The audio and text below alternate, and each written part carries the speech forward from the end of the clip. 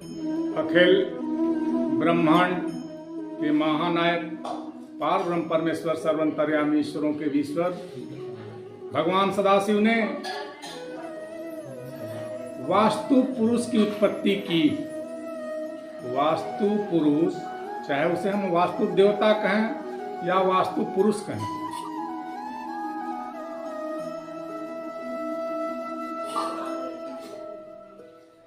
कहां से कि अपने श्वेत कण से। और जब वास्तु पुरुष, जिसे हम वास्तु देवता कहते हैं, वह उसी के नाम पे वास्तु शास्त्र बना और वह मनुष्य के लिए कितना कारगर देवता बना।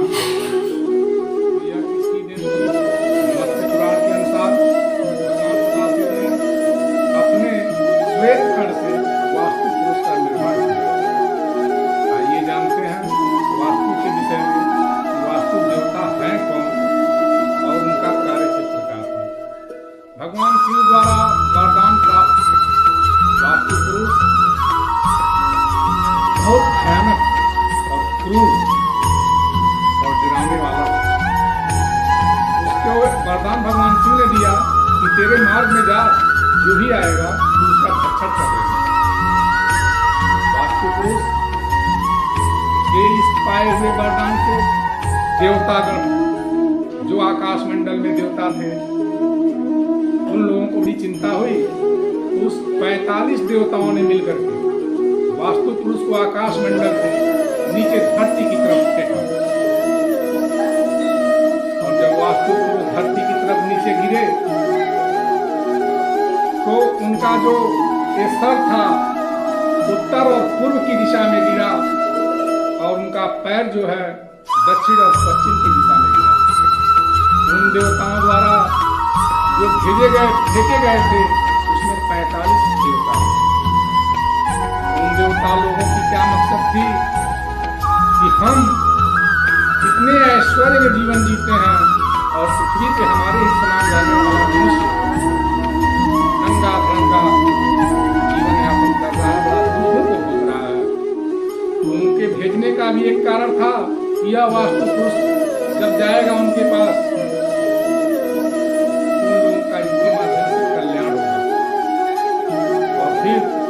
औंधे मुंह जब जमीन पे गिरे हैं वास्तु पुरुष, तो उस समय के जो जितनी जनता थी, जो जनसंख्या थी, अनपढ़ जाहिल गंवार नंगे धड़ंगे दौड़े भागे लोग इनके पास आए। और जब इनको देखा तो पूछा, अरे आप कौन? तो वास्तु पुरुष ने कहा कि मैं आकाश मंडल का वरदान प्राप्त देवता हूँ, मैं बड़ा भयानक हूँ, मैं बड़ा क्रूर हूँ, मेरे रास्ते में जो भी आता है मैं उसका भक्षण कर जाता हूँ। इसलिए मैं जिस तरह से जिस हालात में गिरा हूँ, उन्हीं हालातों पे इन दिशाओं का निर्माण करो। बंधुओं, उससे पहले न पूर्व था, न पश्चिम था, न उत्तर था, न दक्षिण था। यह वास्तु पुरुष का देन है। वास्तु पुरुष ने कहा कि मैं जिस कंडीशन में हूँ, ये मेरा कोना पूरब कहलाएगा, पूर्व दिशा होगा।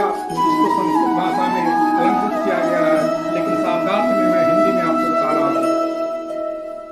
उसका कोहनी जो है पूर्व दिशा में गिरा, सर जो है ईशान्य में गिरा, और एक कोहनी उसका उत्तर में गिरा, और पश्चिम में के कांधों पे उसका पैर गिरा, और ऐसे करके औंधे मुंह गिरा। और उसने कहा, जिस तरह से मैं गिरा हूँ, इसी आधार पे तुम लोग भूखंड का निर्माण करो।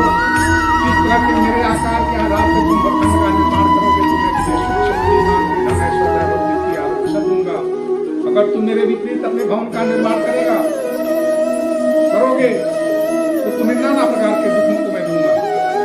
सबसे यह आदिदेव, आदि पुरुष नाम से विख्यात हुआ। हमारे दादा बाबा जब कोई भी मकान बनवाते थे, उसके मध्य के बीच में जो सेंटर था उसको खाली रखते थे, क्योंकि वास्तु पुरुष का वही स्थान है। वास्तु पुरुष उसी मध्य सेंटर नाभि में रहता, जैसे हमारे शरीर का जो नाभि स्थल है, जितना नीचे उतना ऊपर, वैसे पूरे भूखंड का एक नाभि स्थल जब याद किया जाता है, तो जो नाभि का सेंटर होता है उसमें हमारे पूर्वज तुलसी का पौधा लगाते थे, उसमें दीपक जलाते थे और वहाँ हर प्रकार की मांगलिक क्रियाएं होती थी। लेकिन समय के साथ सब कुछ बदलता गया,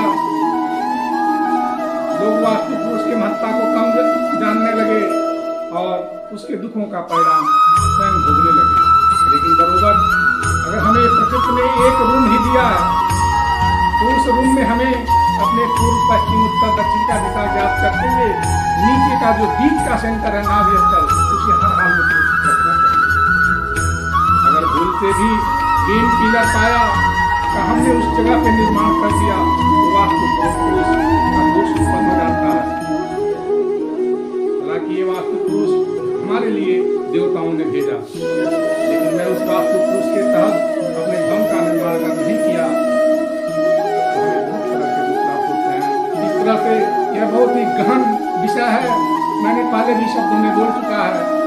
इस पे 360 ग्रंथ पहले से भी लिखे जा चुके हैं। हमें उन सभी ग्रंथों के अंदर घुसने की कोई जरूरत नहीं है।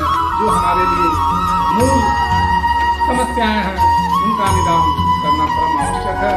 और इसमें अब हम क्या करें कि जब हमारा भूखंड बन गया, हमारे घर में दोष उत्पन्न हो गया, तो हमें बस एकमात्र पिरामिड यंत्र ही उसका सहायक दिखाई देता है।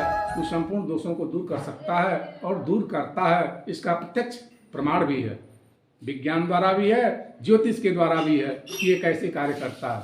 लेकिन अगर हम अपना निर्माण करा चुके हैं तब हमें इस पिरामिड यंत्र की जरूरत है, वरना सजग सचेत अलर्ट होकर के भूखंड का निर्माण करना आवश्यक है कि कहीं मेरे हाथों से ही कोई दोषपूर्ण स्थिति ना हो जाए। इसलिए आप किसी भी इंजीनियर से अपने भूखंड का नक्शा निकलवाते हैं, बनवाते हैं, जो भी करते हैं, चाहे 100 तल्ले की बिल्डिंग हो या जो भी हो, जैसे भी हो, वो आप अपना बनवाएं, लेकिन एक वास्तु पुरुष के संज्ञान में ही अपने मकान का निर्माण कराएं, आपके लिए बेहतर होगा।